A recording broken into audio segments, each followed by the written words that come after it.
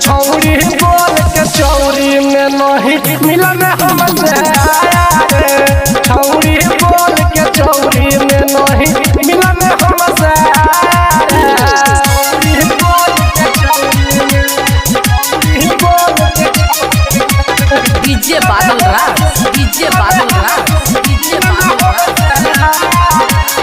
जय बाबा Mangalnath recording studio Janakpur Dham Nepal. भाई रे बाहर बोझ टाइम देके हमको बुलाया रे।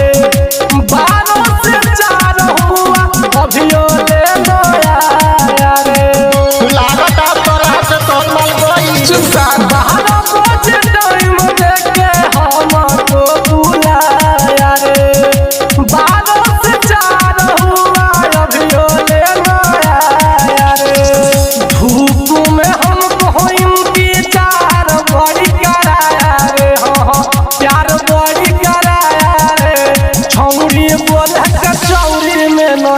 मिलन हमसे आया रे। छौरी